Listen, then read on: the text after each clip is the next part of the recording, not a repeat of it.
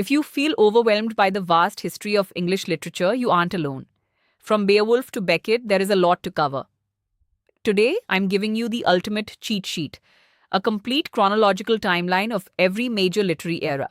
By the end of this 5-minute lecture, you'll have a mental map of history that will make your UGC net prep significantly easier. Let's dive in. We begin in 450 AD with the Old English or Anglo-Saxon period. This is the era of oral tradition and heroic epics like Beowulf. Everything changed in 1066 with the Norman conquest, ushering in the Middle English period. This is the age of Geoffrey Chaucer and the Canterbury Tales. A critical date for your exams is 1476. That's when William Caxton brought the printing press to England, which paved the way for the literary explosion of the next era. Next, we enter the Renaissance, or the early modern period. This is a massive era divided into smaller ages named after monarchs.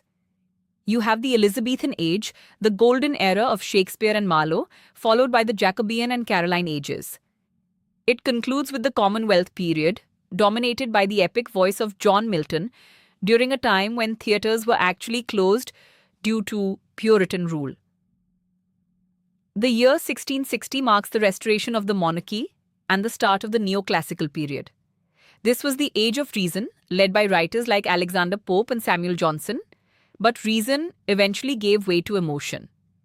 In 1798, Wordsworth and Coleridge published lyrical ballads, sparking the Romantic period. This era is a UGC net favorite, focusing on the individual, the sublime, and a deep connection to nature. When Queen Victoria took the throne in 1837, the novel became the dominant literary form. This era is defined by the tension between rapid industrialization and traditional faith. Think Charles Dickens and Thomas Hardy. After Victoria's death in 1901, we have the brief Edwardian period, a transitional time that questions social structures right up until the start of the Great War. The horrors of World War I shattered the old ways of writing, leading to modernism. Writers like T.S. Eliot and Virginia Woolf used fragmentation to show a broken world. Finally, following World War II, we entered postmodernism, an era of irony, playfulness, and the questioning of objective truth. This is the world of metafiction and post-colonial voices that we still study today.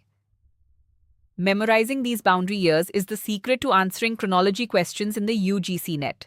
For a deeper breakdown of each specific era, head over to a2zliterature.com. Don't forget to subscribe. Tomorrow, we dive into Indian English literature. See you then.